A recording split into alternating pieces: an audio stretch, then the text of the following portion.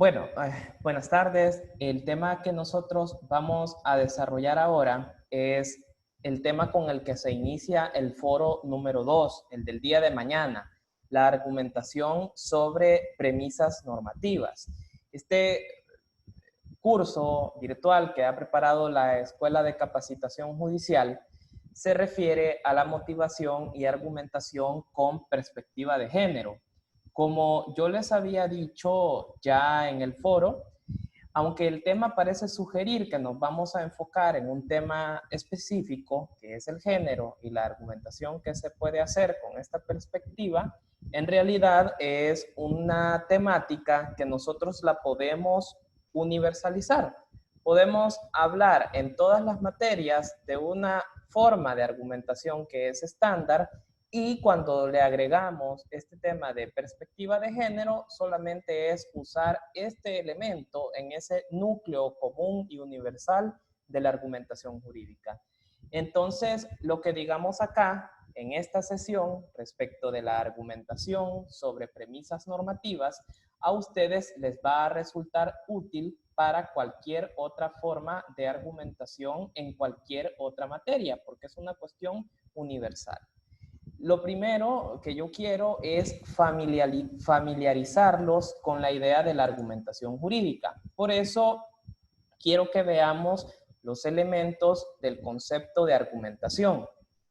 Cuando nosotros observamos autores como Joseph Aguiló Regla, como Manuel Atienza, vemos que nos dicen que el concepto de argumentación está compuesto por 4 elementos. Los 4 elementos que componen este concepto son, en primer lugar, que argumentar es una actividad relativa al lenguaje. Nosotros, cuando argumentamos, necesariamente usamos categorías lingüísticas, usamos palabras, usamos signos. Es importante en una buena argumentación que nosotros conozcamos que el lenguaje tiene problemas que son connaturales, que nosotros podemos superar evitando caer en esos problemas en la mayor medida posible. La doctrina relacionada con los problemas sobre el lenguaje, que podemos irla encontrando en el campo de la filosofía en Ludwig Wittgenstein y en el campo del derecho en autores como Carlos Santiago Nino, en autores como Javier de Lucas, nos dicen que son 3 principalmente. El primer gran problema del lenguaje es usar palabras o frases redactadas de forma ambigua, que se pueden entender de 2 o más maneras. Un ejemplo de una palabra ambigua, por ser polisémica, es en el campo del derecho la palabra prueba. Si nosotros vamos a ver a los doctrinarios que escriben sobre cuestiones relacionadas con prueba en la actualidad, digo Daniel González Lagier, podemos encontrar a Jordi Ferrer Beltrán, a Miquel Tarufo, todos nos dicen que cuando usamos la expresión prueba podemos estar hablando de 4 cosas diferentes. A veces decimos prueba para referirnos al medio probatorio. En otras ocasiones decimos prueba para referirnos al elemento de prueba, a la fuente de prueba. A veces decimos prueba para referirnos a la inferencia probatoria. En otras ocasiones decimos prueba para referirnos a la conclusión probatoria a la que llegamos luego de que hacemos esta actividad de la inferencia probatoria. Entonces, si ustedes ven, este tipo de palabras se entienden de más de una forma y hay que precisar el sentido en el que la usamos. Si es inevitable usarlas, pues al menos al argumentar tenemos que precisar en qué sentido, de todos los sentidos que tiene la expresión, es que la vamos a estar empleando. Y evitar usar un mismo término con 2 o más sentidos diferentes en una misma sentencia judicial. El otro gran problema del lenguaje es el problema de la vaguedad. Un término es vago cuando no sabemos cuáles son con precisión sus características o cuando no sabemos con precisión a qué objetos se puede aplicar el concepto. Un claro ejemplo de vaguedad, que lo tenemos en la ley, es el caso de la supuesta conducta privada o profesional notoriamente inmoral a la que hace referencia la ley de notariado. Cuando la ley de notariado nos dice que un notario puede ser suspendido por conducta privada o profesional notoriamente inmoral, pues esa expresión de conductas privadas o conductas profesionales notoriamente inmorales claramente son vagas porque hay cierto grupito de conductas que sabemos que encajan en el concepto, pero hay otro gran montón que entran en una zona gris si no sabemos que efectivamente pueden ser incluidas en el concepto. Luego tenemos el problema de la carga emotiva, que es el tercer problema del lenguaje. Cuando nosotros hablamos de carga emotiva, a lo que nos estamos refiriendo es a que algunas de las expresiones que nosotros utilizamos tienen una connotación expresiva de emociones que hace que sean bien o mal recibidas por el oyente. Por ejemplo, en el derecho constitucional, las palabras democracia tienen una connotación emotiva positiva. En cambio, palabras como autoritario tienen una carga emotiva negativa. Entonces hay que tener en cuenta esos problemitas del lenguaje al momento de argumentar. El segundo elemento del concepto es que una argumentación siempre presupone un problema. Ojo con esto. En la sentencia de inconstitucionalidad 163-2013, la Sala de lo Constitucional adoptó lo que se conoce como concepción operativa de la interpretación. ¿Qué implica esta concepción operativa? Implica que cuando interpretamos una disposición jurídica, lo hacemos en función de un problema, de una situación controversial que necesita de una respuesta con argumentos que sean adecuados para resolver ese problema. Entonces, cuando alguien argumenta, está haciéndolo porque tiene enfrente un problema al que tiene que darle una solución. Y la solución que debe darle al problema, pues necesariamente debe tener relación con esa situación controversial que tenemos. Solo me permiten un momentito. Marta Cisneros me está preguntando que no escucho y por qué será. Le voy a contestar.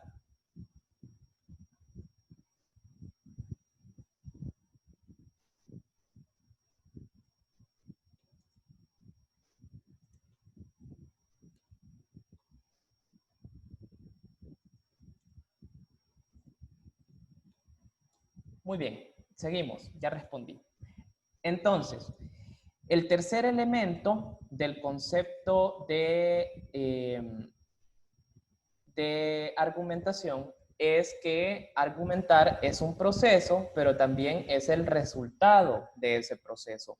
Cuando una persona argumenta, está realizando una actividad, pero también hay un resultado de esa actividad. Entonces, cuando las personas argumentan, lo que ocurre es que tenemos que ubicarnos en los dos escenarios. En el escenario del proceso, hay reglas de la argumentación, como las que han ido desarrollando Robert Alexi y Carlos Bernal Pulido, que se refieren a las reglas del discurso práctico racional. Son reglas que hacen que el proceso argumentativo sea racional, lo cual garantiza en mejor medida que el resultado vaya a ser racional. Sería el caso de las reglas procesales que de una forma u otra tienen que ver con la racionalidad en el proceso judicial. Reglas como el derecho de defensa, el derecho de audiencia, las etapas procesales en las que cada actividad debe ser realizada tienden a racionalizar el proceso judicial para procurar que el resultado sea racional. Pero cuando ya tenemos el producto del proceso, que sería en un proceso judicial, la sentencia con la que se resuelve el caso y el problema, nosotros debemos realizar un examen de racionalidad referido a ese resultado. En ese escenario, las reglas son distintas. Ya no son reglas procedimentales, ya no son reglas sobre cómo realizar la actuación, sino que son reglas de racionalidad que sirven para evaluar sentencias judiciales. Algunas de esas reglas tienen que ver con, por ejemplo, consistencia conceptual, que no estemos usando en una misma sentencia una misma expresión con sentidos diferentes. La otra es la coherencia valorativa, que con la decisión que adopte yo no esté logrando resultados que vayan en contra de los principios que supuestamente tiende a tutelar el sistema jurídico. Y tenemos la regla de saturación, que es otra regla racional para el resultado, que es evaluar si cuando la persona tomó la decisión, evaluó y tomó en cuenta todas las premisas que fuesen relevantes para decidir. O sea, que haya tenido en cuenta todas las pruebas, que haya tenido en cuenta todas las disposiciones que podían ser relevantes para resolver el caso.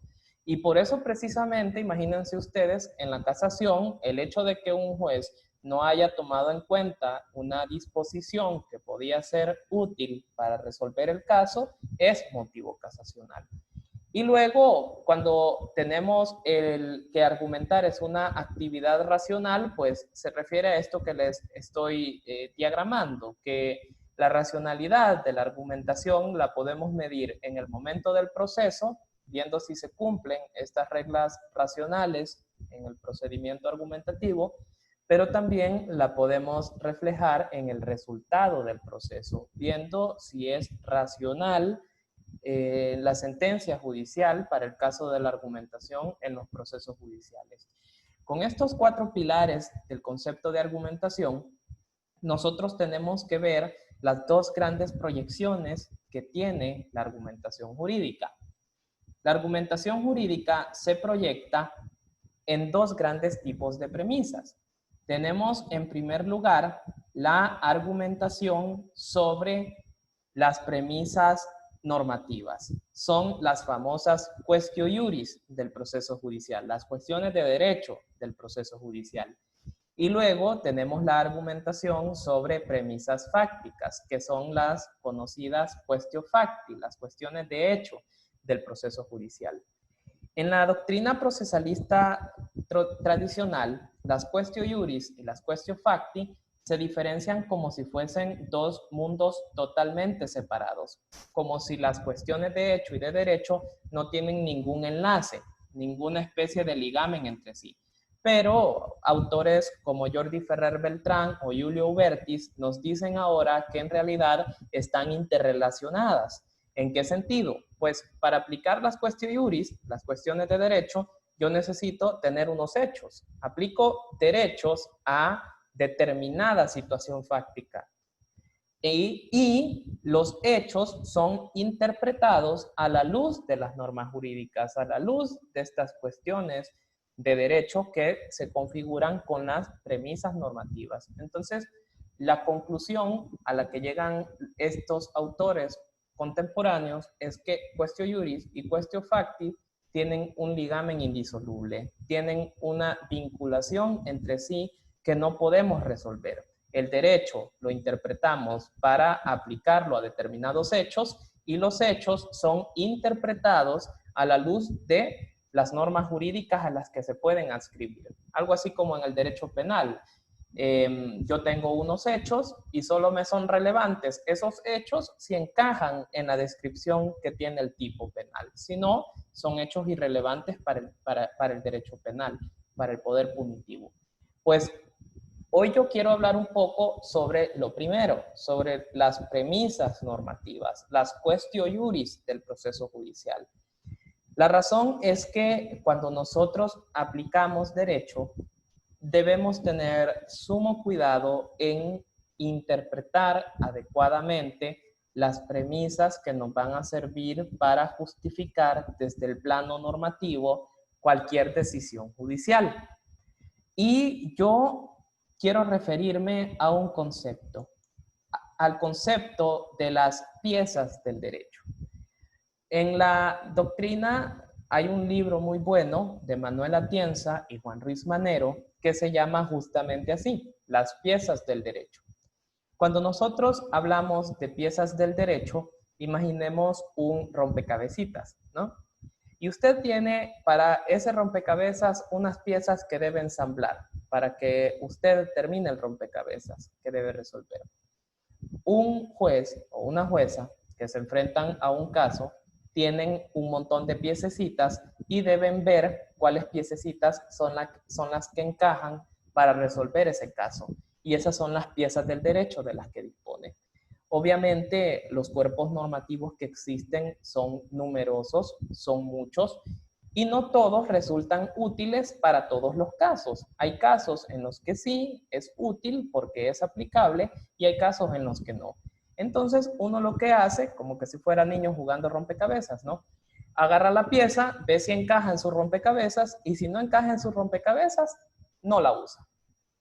Pero si la pieza le resulta útil para ese rompecabezas, pues lo que usted hace es tomarla y colocarla para resolverlo. Cuando nosotros interpretamos disposiciones jurídicas, hacemos esta labor de escoger las piezas que nos van a servir. Pues el grupo de piezas del derecho es súper numeroso.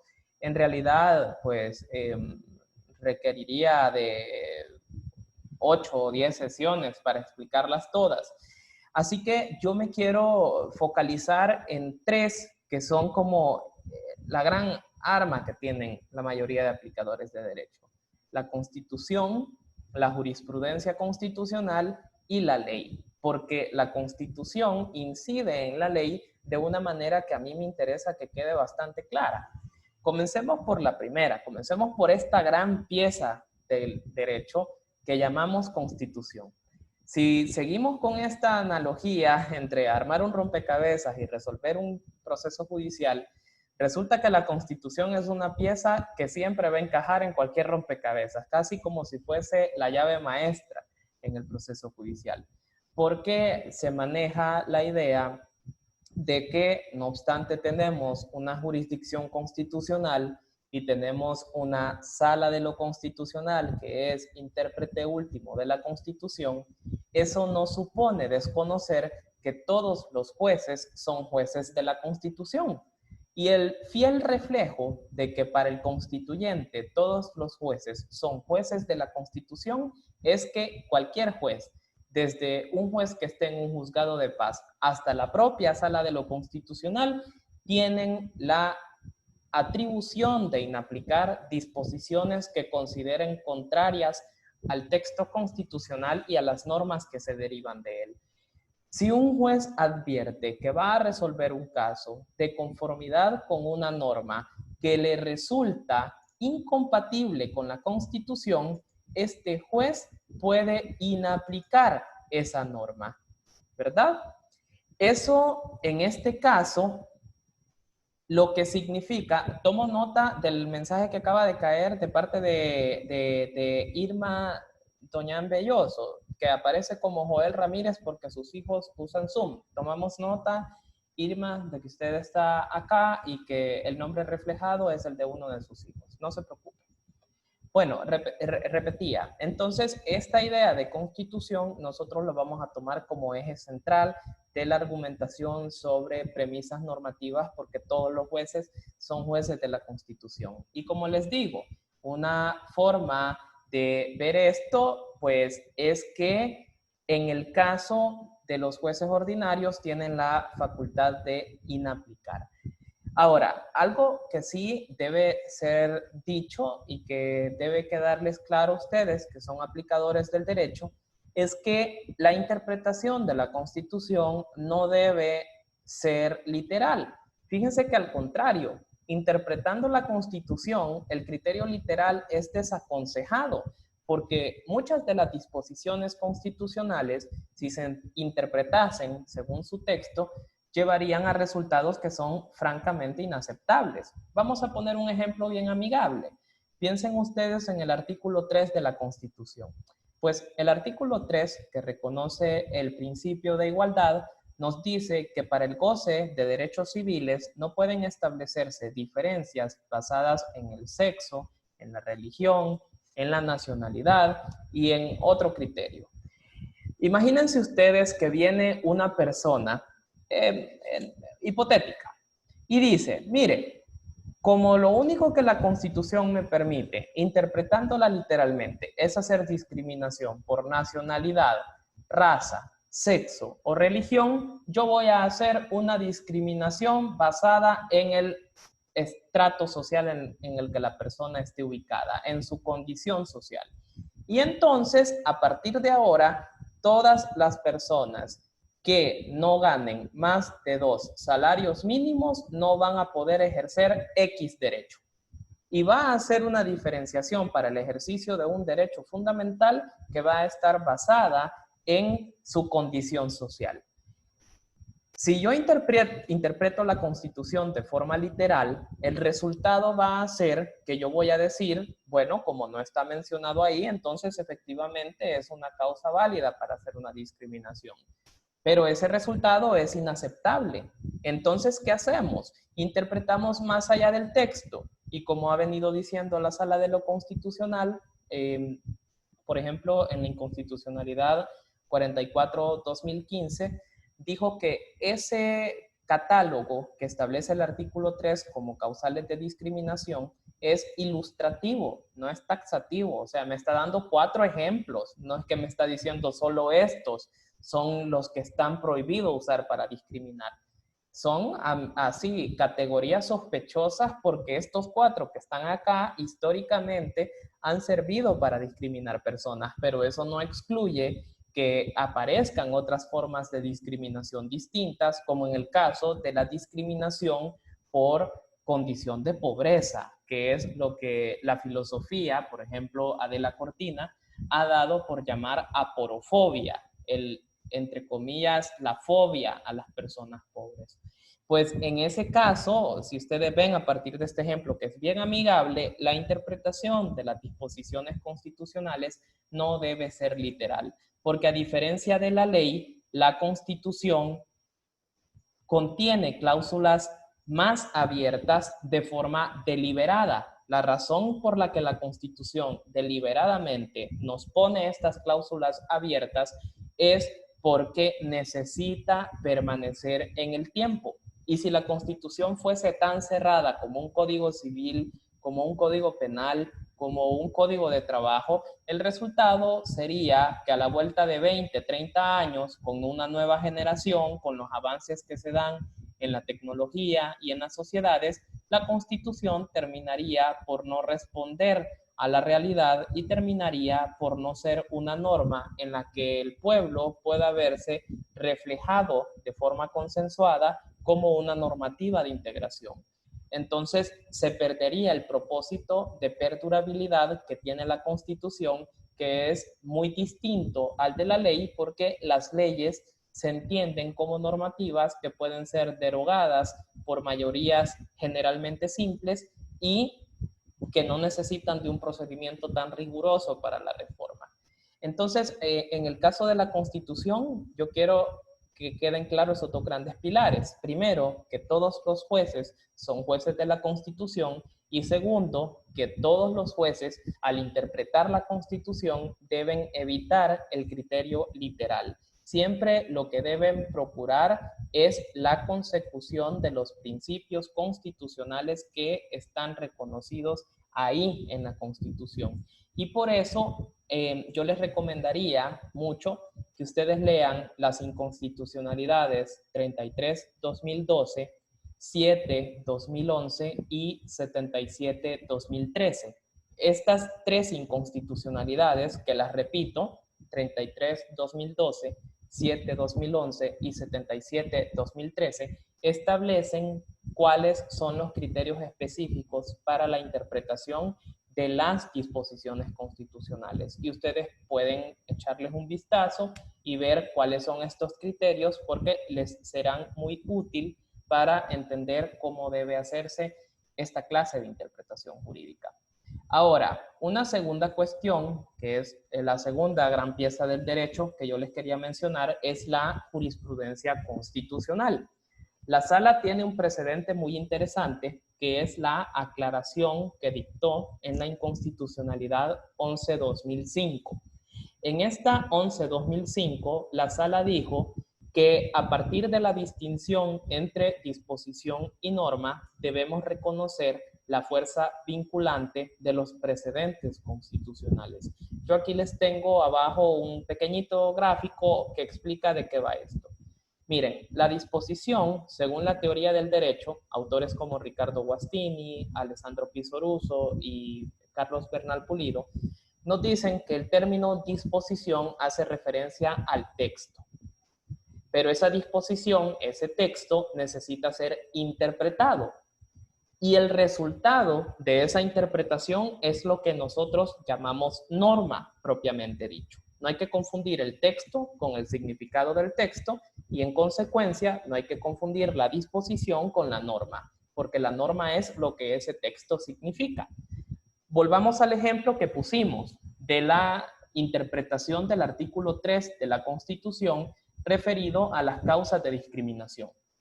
Según el texto, las causas de discriminación prohibidas son sexo, religión, raza, nacionalidad.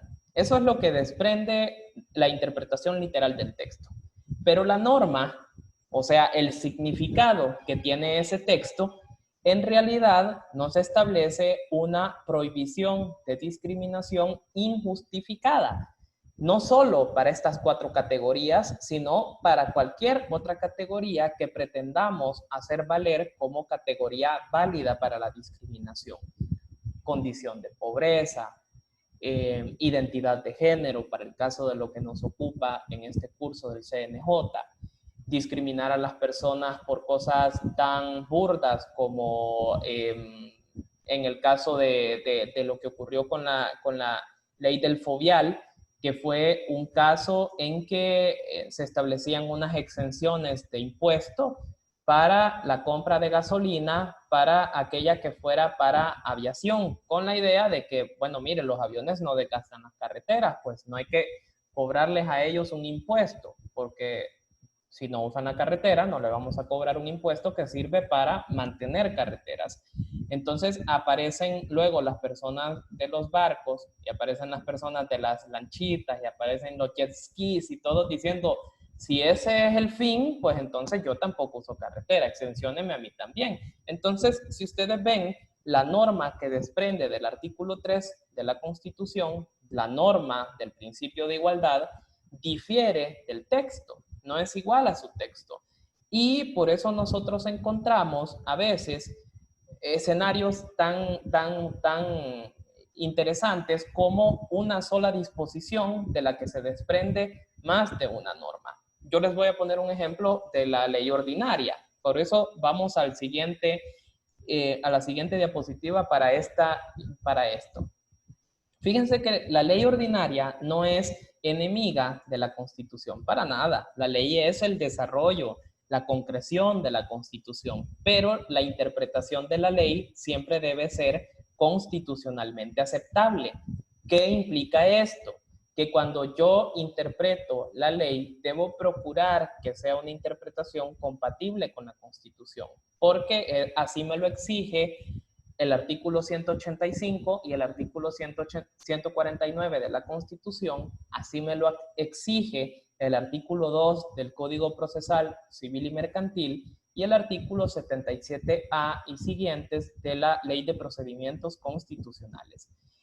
Vamos a un caso para que ustedes vean que no solo se queda en la Constitución esta idea de que la interpretación no debe ser literal, sino que debe ser procurando ser constitucionalmente aceptable.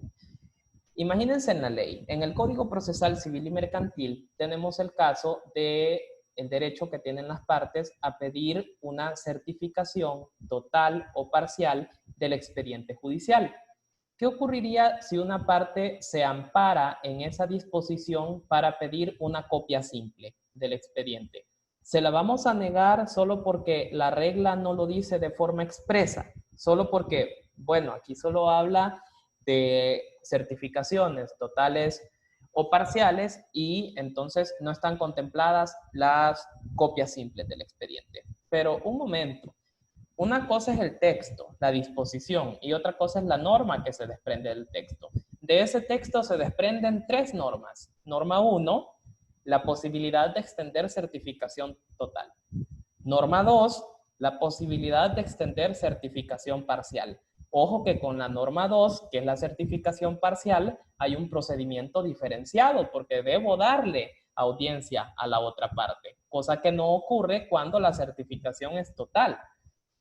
Y la norma 3, que es la norma que no aparece expresamente en el texto de la disposición, es que también se le puede permitir a las partes la copia simple. ¿Dónde encontraríamos nosotros la justificación para esta tercera norma? En primer lugar, en el derecho de acceso al expediente que tienen las partes. Las partes tienen derecho a acceder al expediente. Y muestra de que tienen derecho a acceder al expediente es que pueden pedir la certificación de ese mismo expediente. Y en segundo lugar, en un principio de la interpretación, que es el famoso argumento a fortiori.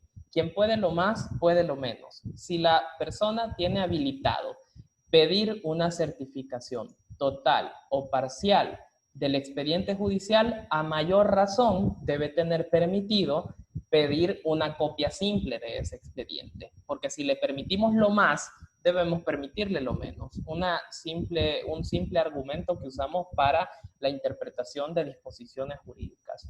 Entonces, si ustedes ven, aquí hemos tratado el concepto de la argumentación, las premisas que usamos en ese concepto, y hemos estudiado 3 grandes premisas normativas: la Constitución, la jurisprudencia constitucional y la ley, tratando de refrescar un poco lo que la teoría constitucional y la teoría del derecho nos dicen en la actualidad. Aquí sí tenemos que hacer un esfuerzo por superar las enseñanzas universitarias tradicionales y adecuarlas a cómo operan en la actualidad.